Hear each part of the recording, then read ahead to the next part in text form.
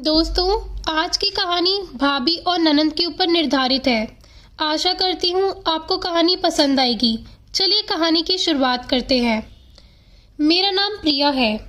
मैं बहुत खुश थी कि मेरी शादी रवि से होने वाली है। शादी घर वालों की मर्जी से ही तय हुई है। मेरे भैया की शादी अभी 1 साल पहले ही हुई है। मेरी भाभी का नाम रचना है। मेरी भाभी बहुत सुंदर है, साथ ही बहुत हंसमुख है। हंसना और बातें करना उन्हें पसंद है। जब से भाभी घर आई है, घर में एक अलग ही माहौल रहता है। मेरी भाभी से मेरी अच्छी बनती है, लेकिन एक बात की वजह से मुझे नहीं पता था कि मेरी सोच इतनी बदल जाएगी। एक दिन रवि जब घर आया था, तब मैं, भाभी और रवि साथ एक कमरे में बैठे हुए थे। हम लोग बैठे ऐसे ही बातें कर रहे थे, जैसे कि मैंने पहले ही बताया था कि मेरी भाभी बहुत बातें और मजाक करती है। ऐसे ही बातों बातों में उन्होंने रवि से कह दिया कि आपने भी क्या देखकर इसे पसंद कर लिया।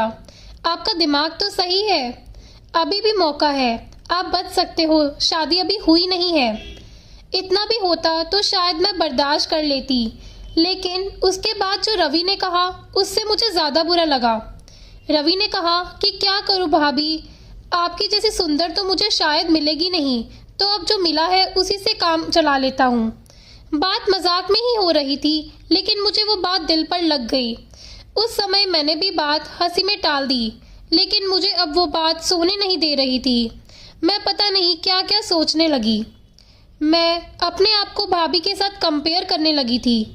मुझे उनसे और उनकी सुंदर होने से जलन होने लगी थी। एक छोटी सी बात मेरे अंदर ये बदलाव ला सकती है, मैंने सोचा नहीं था। मैं उस बात का जवाब देना चाहती थी। मैं कुछ भी सोचने लगी थी। मैं सोच रही थी कि कैसे उन्हें भी मैं रुलाऊं। शादी की तैयारियों के साथ मेरा दिमाग भी कहीं और चलने लगा। एक दिन भाभी शॉपिंग करने मम्मी के साथ बाहर गई थी। घर में भैया थे। मैंने सोचा था कि भैया को कुछ ऐसा कहूं जिससे इन दोनों के बीच में झगड़ा हो, थोड़ी कहा सुनी हो, भाभी थोड़ा परेशान हो। उस समय में मैं बस इतना चाहती थी, लेकिन मुझे नहीं पता था कि मेरी उस बात से उन दोनों की जिंदगी में जहर घुल जाएगा। भैया भाभी को फोन लगाकर पूछ रहे हैं कि कब तक आओगी। भाभी ने कहा बस आ ही रहे हैं।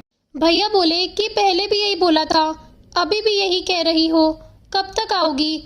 मैंने उस बात को पकड़ लिया और भैया के फोन रखने के बाद मैंने कहा कि खूबसूरत लड़कियों की बात का कोई भरोसा नहीं होता। भैया पता नहीं क्या क्या छुपाती हैं, क्या झूठ बोलती हैं। आखिर वो भाई तो मेरे ही थे। उन्होंने भी मेरी इस बात को पकड़ लिया। पूछा क्यों, क्या बात कर रही है, तुझे कुछ पता चला क्या। मैंने जानबूझकर ऐसा कुछ दिखाया कि मैं कुछ जानती हूँ और उनसे छिपा रही हूँ। मैंने कहा नहीं, कुछ नहीं, मैं तो बस ऐसे ही बोल रही थी। भैया ने फिर पूछा तो मैंने और ज्यादा उन्हें परेशान किया। मुझे पता था कि वो जितना परेशान होंगे उतनी ही भाभी भी होंगी। मैंने उन्हें ऐसे ही कहा कि भैया मैं क्या बताऊं, आप खुद समझदार हैं। वो बोले क्या मतलब, क्या बोलना चाहती है, ठीक से बता। मैं अब क्या कहती, लेकिन अच्छा हुआ कि उसी समय भाभी और मम्मी वहां आ गए और बात टल गई। लेकिन मुझे बहुत खुशी हो रही थी कि मैंने अपना काम कर दिया। भैया उनके आते ही अपने कमरे में चले गए। बस मुझे अब भाभी का वैसा चेहरा देखना था जो मैं देखना चाहती थी। भाभी करीब 1 घंटे बाद जब कमरे से निकली तो उनका चेहरा बयान कर रहा था कि जो मैंने बोला है उसका असर हो रहा है। भैया का भी मुंह उतरा हुआ था। उस दिन से भाभी का बोलना और हंसना कम हो गया। भाभी का मुंह उतरा रहता था। मैं पता नहीं कैसे इतनी कठोर हो गई थी कि उनके आंसू से मुझे खुशी मिल रही थी। भैया और भाभी में सब कुछ ठीक नहीं है, इस बात का पता अब हमारे घर में सबको पता चल गया था। भाभी अब मुझसे भी बात नहीं कर रही थी, लेकिन मुझे बुरा नहीं लग रहा था। एक दिन भैया भाभी की किसी बात पर बिगड़ गई और सबके सामने उन्हें घर से जाने को कहने लगे। मम्मी और पापा ने कहा कि क्या हुआ, क्या बात कर रहा है, ऐसा क्या हुआ, लेकिन वो बोले कुछ नहीं।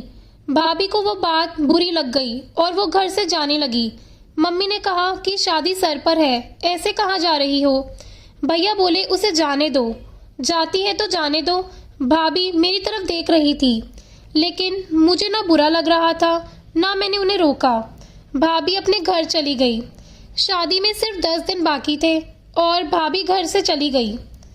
घर में मम्मी, भैया और पापा को देखकर अब मुझे थोड़ा बुरा लगने लगा था, पर मैं अब कुछ नहीं कर सकती थी क्योंकि बात बहुत आगे निकल गई थी।